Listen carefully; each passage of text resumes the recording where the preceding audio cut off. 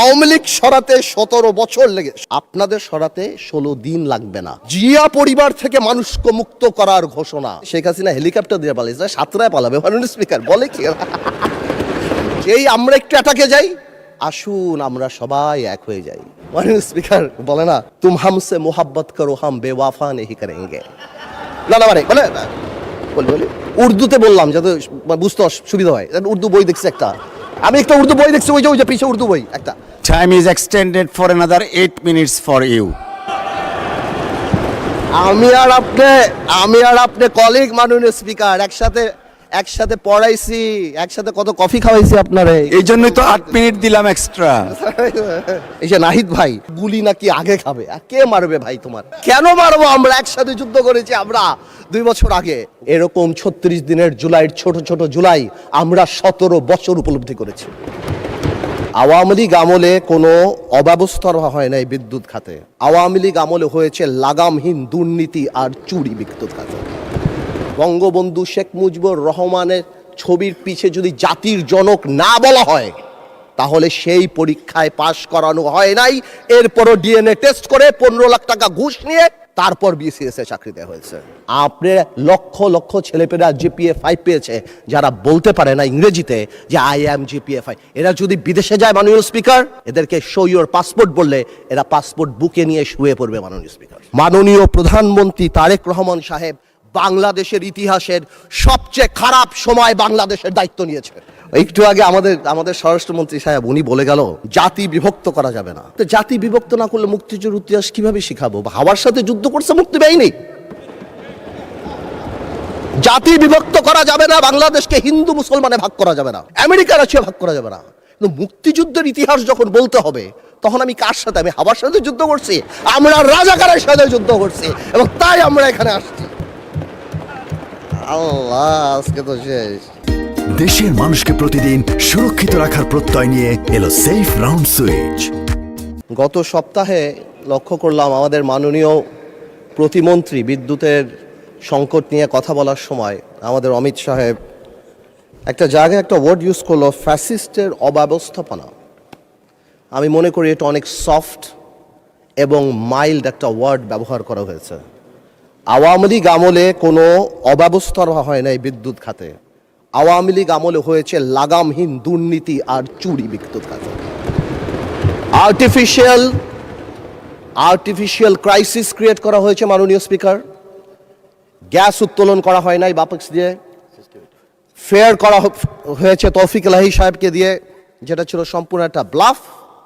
তারপর quick rental দিয়ে quick destroy করা দিয়ে হয়েছিল এই দেশকে, এবং সেই বোঝা আমরা এখনো বয়ে বেড়াচ্ছি।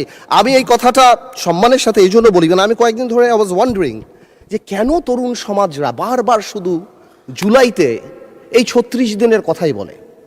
দেন আই রিয়েলাইজড যে আমরা 2008 থেকে গত 17 বছরের আওয়ামী লীগের অত্যাচারের কথা তাদের সাথে কানেক্ট করতে পারি নাই। আমার সামনে বসা মাননীয় সংসদ সদস্য আমার ভাই নাহিদ, হাসনাত, দে আর অনলি 28 years of age। 18 বছর আগে তাদের 10 বছর বয়স ছিল। তারা শেয়ার মার্কেটের দরবেশের অত্যাচারে 30 লক্ষ লোকের ফকির হয়ে যাওয়ার কথা জানে না, জানলেও সেটা ফিল করে না। বিডিআর পিলখানার কথা ফিল করে না, হয়তো জানে। তারা হেফাজতের সময় আলেম ওলামাদের রাস্তায় কান ধরে উঠায়া বসার সেই অপমানের কথা ফিল করে না। We couldn't connect to them. তারা হয়তো শুনেছে, তারা জানে না এই পার্লামেন্টকে কিভাবে নষ্ট করা হয়েছিল। ইয়াবাবদি, who is a Pablo Escobar, সবচেয়ে বড় ড্রাগ লর্ড এই দেশের, তাকে এখানে বসানো হয়েছিল। মমতাজকে বসানো হয়েছিল। তৎকালীন রাষ্ট্রপ্রধানকে এখানে বসে হজরত উমরের সাথে তুলনা করা দেওয়া হয়েছিল। প্লিজ, হজরত উমরের সাথে তুলনা করে দেওয়া হয়েছিল। এখানে বসে তৎকালীন রাষ্ট্রপ্রধানকে হজরত উপাধি দেওয়া হয়েছিল, পীর আউলিয়া দেওয়া হয়েছিল। আপনি এখানে বসা, যদি মেজর হাফিজ সাহেব থাকতো আমি বলতাম 2009 সালে আমি ওরা বাই ইলেকশন করতে গিয়েছিলাম, ধানের শীষের ভোট দেওয়ার জন্য এক কর্মীর বুড়া আঙ্গুল কেটে দেওয়া হয়েছিল। এই জিনিসগুলি আমরা কানেক্ট করতে পারি না, আমরা ইয়াং জেনারেশনকে পৌঁছাতে পারি না। তাহলে তারা রিয়েলাইজ করতো এরকম ৩৬ দিনের জুলাইয়ের ছোট ছোট জুলাই আমরা ১৭ বছর উপলব্ধি করেছি। মাননীয় স্পিকার, গেল সংসদের কথা, জুডিশিয়ারির কথা ইম্যাজিন করেন। আর্স্কিন মেয়র পার্লামেন্টারি প্রসিডিংসে বলা আছে জুডিশিয়ারি নিয়ে আমাদের কথা বলা উচিত না, বাট আমার বলতে হচ্ছে একটা দেশ থেকে চিফ জাস্টিস ভেগে চলে গিয়েছে। কি পরিমাণ ইন্টিমিডেশন, কি পরিমাণ প্রিজুডিশিয়াল এফেক্ট, সেটা আর অন্যান্য হাইকোর্টের জাস্টিস উঠে পড়া হয়। আমার দেশ নেত্রী খালেদা জিয়ার বিচারের রায় গণভবনের বারান্দায় বসে লেখা হয়েছে, যেখানে লক্ষ কোটি টাকা এক একটা মন্ত্রী ৭০০ বাড়ির মালিক ডুবাইতে হয়েছে। আজকে মাননীয় প্রধানমন্ত্রী বসা, উনার রায়ও হয়তো গণভবনের কোনো করিডোর থেকে রাখা হয়েছিল। জুডিশিয়ারিকে এভাবে ধ্বংস করে দেওয়া হয়েছে। ব্যুরোক্রেসি, তিতাসে নাকি কেজিতে করে টাকা খেত। ওয়াসার এমডিকে সরানোর জন্য হাইকোর্টে রিট করা হয়েছে। থাকসিন কি নাম তার, একটা বিসিএস পরীক্ষাতে বঙ্গবন্ধু শেখ মুজিবুর রহমানের ছবির পিছে যদি জাতির জনক না বলা হয়, তাহলে সেই পরীক্ষায় পাশ করানো হয় নাই। এরপরও ডিএনএ টেস্ট করে ১৫ লাখ টাকা ঘুষ নিয়ে তারপর বিসিএস এ চাকরি দেওয়া হয়েছে। এটা তো গেল শুধু এই সংবাদ মাধ্যম, চ্যানেল 1, দিগন্ত, ইসলামিক টিভি, পত্রিকার মালিকরা রাত্রে ঘুমাতে পারতো না। সামাজিক যোগাযোগ মাধ্যমে আমরা একটা ফেসবুকে স্ট্যাটাস লিখে 10 বার সেটা ডিলিট করতাম, চিন্তা করতাম এই বুঝি আইসিটি আমাদের ধরলো কিনা। ব্যবসায়ীদের কথা বলেন, বাংলাদেশের ব্যবসায়ীরা সব দলের সাথে সম্পর্ক থাকবে ঠিক আছে, কিন্তু কিছু ব্যবসায়ী ভয়ে চলে গিয়েছে। আমরা এও শুনেছি বড় বড় ব্যবসায়ীরা তৎকালীন সরকার প্রধানকে মা, আম্মু বলে সম্বোধন করেছে। কেউ কবিতা বলেছে, তুমি আমার প্রথম, তুমি আমার দ্বিতীয়। আপনারা শুনেন নাই?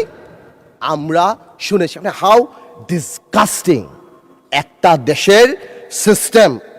কিভাবে শিক্ষা মন্ত্রণালয়, আপনি চিন্তা করেন, আপনি যদি if you go to YouTube and search IAM GPA 5, আপনি লক্ষ লক্ষ ছেলেপেলেরা GPA 5 পেয়েছে যারা বলতে পারে না ইংরেজিতে যে IAM GPA 5। এরা যদি বিদেশে যায় মাননীয় স্পিকার, এদেরকে শো ইউর পাসপোর্ট বললে এরা পাসপোর্ট বুকে নিয়ে শুয়ে পড়বে মাননীয় স্পিকার। আমি এই কথাগুলি কেন বললাম মাননীয় স্পিকার? আমি এই কথাগুলি এই জন্য বললাম, সিস্টেমেটিক্যালি এই দেশকে এমন ভাবে নষ্ট করা হয়েছে। The young generation must realise যেটা আমাদের দোষ। We couldn't connect to them, we couldn't connect to the Gen Z generation and tell them what atrocity been going on. আমরা কি ট্রমার মধ্যে থেকে 17 বছর গিয়েছি। আরেকটা রিজন বোঝা দরকার যে মাননীয় প্রধানমন্ত্রী তারেক রহমান সাহেব বাংলাদেশের ইতিহাসের সবচেয়ে খারাপ সময় বাংলাদেশের দায়িত্ব নিয়েছে। বাংলাদেশের প্রধানমন্ত্রী তারেক রহমান সাহেব যখন গণতন্ত্র ক্ষতবিক্ষত, তখন বাংলাদেশের দায়িত্ব নিয়েছে যখন the whole country system is completely corrupted. এখন প্রশ্ন হলো, আমরা চাই যাতে আমরা এটা ঠিক করি, বাট এই ঠিক করার জন্য সবচেয়ে বড় ভূমিকা আমাদের। আর when I say আমাদের, উই ইনক্লুড বিরোধী দল।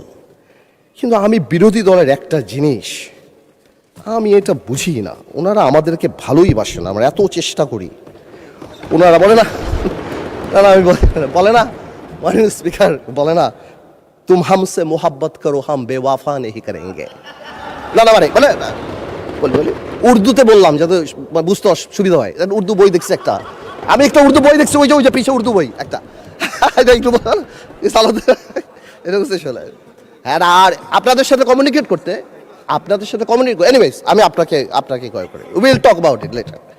আচ্ছা, এখানে বসে স্পেশালি আমাদের বিরোধী নেতা শফিকুর রহমান সাহেব এত সুন্দর কথা বলেন, অর্ধেক তো একদিকে ফ্যানই হয়ে গেছে ওনার কথার। উনি এত সুন্দর করে বলেন, আসুন না, কেন না আমরা এটা করতে পারি না। মাননীয় স্পিকার, বিএনপি ফ্যাসিবাদীর রাস্তা ধরে হাঁটা শুরু করছে শফিকুর রহমান। বিড়ালের মতো বাঁচতে চাই না, সিংহের মতো বাঁচতে চাই। মানুষ আশরাফুল মাখলুকাত আল্লাহ বানাইছে, আমরা সিংহ বিড়াল হয়ে যাচ্ছি। সংস্কার পিছিয়ে গেলে অভ্যুত্থানের প্রস্তুতি হবে। জিয়া পরিবার থেকে মানুষকে মুক্ত করার ঘোষণা। 16 বছর জিয়া পরিবারের থেকে মুক্ত করতে শেখ হাসিনা হেলিকপ্টার দিয়ে পালিয়েছে, সাতরায় পালাবে মাননীয় স্পিকার। বলে কি জিয়া পরিবার মানে বাংলাদেশের গণতন্ত্র, জিয়া পরিবার মানে বাংলাদেশের স্বাধীনতার ধারক বাহক, জিয়া পরিবার মানে বাংলাদেশের স্বাধীনতার ধারক বাহক। এখন জিয়া পরিবার মানে গণতন্ত্রের এখন কেন্দ্রবিন্দু, জিয়া পরিবারে ভাগাবে। আল্লাহ, আওয়ামী লীগ সরাতে 16 বছর, আপনাদের সরাতে 16 দিন লাগবে না। এই সব কথা বলার পরও যেই আমরা একটু অ্যাটাকে যাই, আসুন আমরা সবাই এক হয়ে যাই, এই ডাবল স্ট্যান্ডার্ড করে লাভ হবে না। আমি বিরোধী দলের নেতাকে সম্মানের সাথে বলতে চাই, আপনি আপনার ঐক্য আপনার দলে ক্লাস নেন, আপনি বুঝান that he who comes in equity must come with clean hands। আপনি একবার এক কথা বলবেন রাজপথে, গণঅভ্যুত্থান ডাক দিবেন। এই যে নাহিদ ভাই কই আজকে হ্যাপি বার্থডে বললাম, সে দেখি আগে গুলি নাকি আগে খাবে। কে মারবে ভাই তোমার? কেন মারবো? আমরা একসাথে যুদ্ধ করেছি আমরা 2 বছর আগে। Why would we do that? এই যে মাইন্ডসেট, এই মাইন্ডসেট দিয়ে আমরা কোনো দিনও কাঙ্ক্ষিত জায়গায় পৌঁছাতে পারবো না। একটু আগে সালাউদ্দিন ভাই তাকায়, একটু আগে আমাদের মাননীয় আমার তো ভয় লাগে ওনারে, একটু আগে আমাদের স্বরাষ্ট্রমন্ত্রী সাহেব উনি বলে গেল জাতি বিভক্ত করা যাবে না। তো জাতি বিভক্ত না করলে মুক্তিযুদ্ধের ইতিহাস কিভাবে শিখাবো? হাওয়ার সাথে যুদ্ধ করছে মুক্তি বাহিনী। জাতি বিভক্ত করা যাবে না, বাংলাদেশকে হিন্দু মুসলমানে ভাগ করা যাবে না, আমেরিকা রাশিয়া ভাগ করা যাবে না। কিন্তু মুক্তিযুদ্ধের ইতিহাস যখন বলতে হবে, তখন আমি কার সাথে? আমি হাওয়ার সাথে যুদ্ধ করছি, আমরা রাজাকারের সাথে যুদ্ধ করছি, এবং তাই আমরা এখানে আসছি। আল্লাহ, আজকে তো শেষ। এইবার বলতে চাই, এই তো অনেক কথাটা তো বললাম, আমি মনে করি এখন আমরা এটাকে চেঞ্জ করবো কিভাবে? How Time is extended for another 8 minutes for you. আমি আর আপনি কলিগ মাননীয় স্পিকার, একসাথে পড়াইছি, একসাথে কত কফি খাওয়াইছি আপনারে, এই জন্যই তো 8 মিনিট দিলাম extra. Anyways, thank you, much obliged.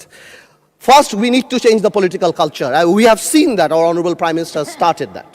Political gesture change করতে হবে। আপনাদের বাড়ি গিয়েছেন, আপনারাও করেছেন, নাহিদ সাহেবের বাড়ি গিয়েছেন। এটা রুট লেভেলে নিয়ে যেতে হবে।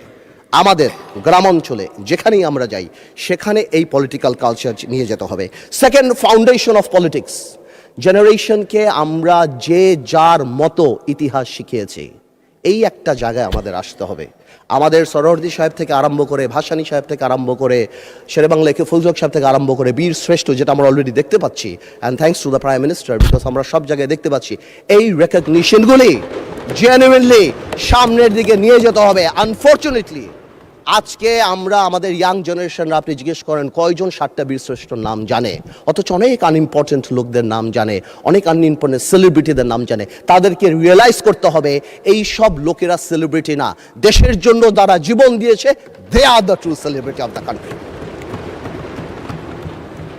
এবং ফাউন্ডেশন অফ পলিটিক্স মানে যখন আমরা 71 নিয়ে কথা বলবো, এটা তো খুবই ইম্পর্টেন্ট, যেটা আমি কারেক্টলি বললাম যে 71-এর ইতিহাস যেমন জানতে হবে এবং 71-কে জেনারেলাইজ করা যাবে না। Of course we respect 1947, of course we respect 1952, but 1971 is different.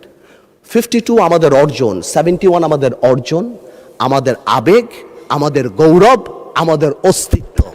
এটার সাথে কারোই করা যাবে না। I am sorry to say, 71 যখনই আসবে তখন আমার ভাইদের সেই সময়কার ভূমিকার কথা আসবে। And unfortunately they have to live with this stigma rest of the life. এটাকে আপনি সরাতে পারবেন না। এটা মনে আছে আমার, বেসি হ্যাডক নামে কি একজন ছিল আপনার, উনি 1936-এ মনে হয় চার্চিলকে বলেছিল, চার্চিল একটু ড্রাঙ্ক ছিল আর কি, বলেছিল ইউ আর ড্রাঙ্ক পার্লামেন্টে। চার্চিল ঘুরে বলেছিল I am drunk, tomorrow I can be sober, but you are ugly and you shall remain ugly। তো আমরা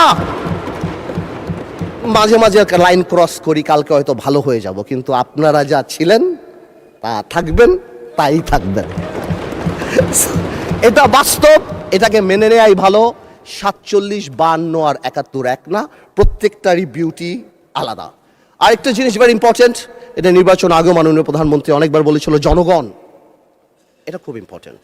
we have realise this time যে আমাদের কর্মী কত এক একটা এলাকায় 10,000, 15,000, 20,000, কিন্তু জনগণ 4 lakh, 4.5 lakh vote. Something is wrong, half of the people are not voting, something is wrong, we couldn't connect, আমরা তাদের আনতে পারছি না। সুতরাং আমি মনে করি আগামীতে আমাদের সবারই জনগণ ভিত্তিক সংগঠন করা উচিত। প্রত্যেকটা ইউনিয়ন থেকে ইউনিয়নের অ্যাডভাইজরি কমিটি করে তাদের আমাদের প্রত্যক্ষ রাজনীতির সাথে আনা উচিত। এবং যদি সম্ভব হয়, এটা আমার তরফ থেকে শুধু, আপার হাউস হচ্ছে আমাদের সবচেয়ে বেশি ফরেন কারেন্সি আসে গার্মেন্টস থেকে, বিদেশি থেকে, সেখান থেকেও গার্মেন্টসের বোনদেরকে যদি কোনোভাবে আপার হাউসে রাখা যায় সো দ্যাট তাদের কথা আমরা শুনতে পারি, অথবা প্রবাসী কথায় যদি 2-1 জন রাখা হয়, আমার মনে হয় ডিরেক্টলি তাদের সাথে আমাদের কানেক্টিভিটিটা হবে। It is just my opinion, আমার বলার জন্য।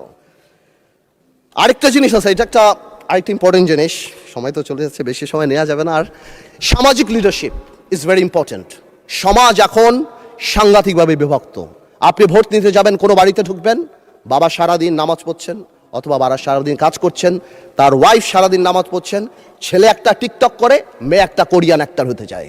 উই নিড সোশ্যাল লিডারশিপ, এবং এটাকে একটা বন্ধনে আনার জন্য the only thing is religion or culture. আমরা মডার্নাইজেশন, গ্লোবালাইজেশনের নাম করে আমাদের রুট, আমাদের ধর্ম থেকে অনেক দূরে সরে গিয়েছি। আমাদের ধর্মে আর কালচারে ফেরত আসতে হবে যদি সমাজকে বাঁচাতে হয়। সুতরাং আমরা যারা এখানে আছি তাদের পলিটিক্যাল লিডার হওয়ার পাশাপাশিও প্রত্যেকেরই সামাজিক লিডারের ভূমিকায় যেতে হবে। বেশি সময় নাই, আমি খালি এতটুকু বলবো, আমাদের দেশে আমরা যারা আছি, আমাদের মাননীয় প্রধানমন্ত্রী আরম্ভ থেকে ক্যাবিনেট এবং আপনারা যারা আছেন, আমাদের সবাইয়ের কাজ করা উচিত কিছু জিনিস করতে, মোরাল ভ্যালুস বাড়ানোর জন্য। আমি শুনেছিলাম এখানে শিক্ষামন্ত্রী ছিলেন, একবার বলেছিলেন বিভিন্ন ল্যাঙ্গুয়েজের কোর্স করানো হবে। আমি মনে করি একটা স্কুল অফ গাইডেন্সও থাকা উচিত। উই ল্যাক হিরোজ, আমরা কাদেরকে হিরো বানাবো? প্রায় আমরা হযরত মুহাম্মদ সাল্লাল্লাহু আলাইহি ওয়াসাল্লামের কথা বলি, আমাদের মুশকিলে, আমাদের রাজনৈতিক মুশকিলে আমরা যদি পৃথিবীর সর্বশ্রেষ্ঠ মানব নবী করিম সাল্লাল্লাহু আলাইহি ওয়াসাল্লামকেই ফলো করি, 4 খলিফাই করি, সমাধানের সাথে সাথেও একটা ডিভাইন ব্লেসিং আমাদের থাকবে ইনশাআল্লাহ, এবং আল্লাহ তাআলা আমাদেরকে কোনোদিনও বিপদের দিকে নিতে দেবে না। শেষ কথা একটা বলে যাই, অনেকেই আওয়ামী লীগ নিয়ে কথা বলে, আওয়ামী লীগের ফিরে আসা নিয়ে কথা বলে। আমি একটা কথা আওয়ামী লীগ নিয়ে পরিষ্কার বলে দিতে চাই, জুলাইকে অস্বীকার করে বাংলাদেশে রাজনীতি করার কোনো সুযোগ নাই। জুলাইকে জঙ্গি আখ্যা দিয়ে বাংলাদেশে রাজনীতি করার কোনো সুযোগ নাই, এবং এই বিচার না হওয়া পর্যন্ত বাংলাদেশে রাজনীতি করার কোনো সুযোগ নাই। মানে স্পিকার, যে ইনস্টিটিউশনগুলি আমাদের ধ্বংস হয়েছে, বিশেষ করে আমি মাননীয় প্রধানমন্ত্রী, আমাদের ফরেন মিনিস্টার সবাইকে বলবো, বাংলাদেশ হ্যাজ আ টেইন্টেড, আমি বলবো অ্যাজ আ টেইন্টেড রেপুটেশন। গত সরকারের সময় আমরা স্যাংশন পেয়েছি, স্যাংশন বিদেশের মাটিতে, কিন্তু আমাদের জন্য অত্যন্ত লজ্জাজনক। আমি আমার তরফ থেকে বলবো, এই র্যাবের প্রতি স্যাংশন, অর্থনৈতিকভাবে যেই জিনিসগুলি হয়েছে, যেভাবে আল জাজিরাতে আমাদের রেপুটেশন, আমাদের ব্যাংক লুট থেকে আরম্ভ করে and all Sheikh Hasina's man, এবং তারপর যেভাবে একটা মন্ত্রীর 700 বাড়ি, আমার মনে হয় এই জিনিসগুলিকে আমাদের রিকাভার করার জন্য আমাদের এনাফ কাজ করা উচিত। এবং যদি সম্ভব হয় মাননীয় স্পিকার, একটা ইকোনমিক ট্রিজন আইন পাশ করা উচিত, যা ভবিষ্যতে যাদের কর্মকাণ্ডের জন্য বিশ্ব পরিমণ্ডলে বাংলাদেশের অর্থনৈতিক রেপুটেশন নষ্ট হয়, তারা জানি দেশদ্রোহী হিসাবে বিবেচিত হয়।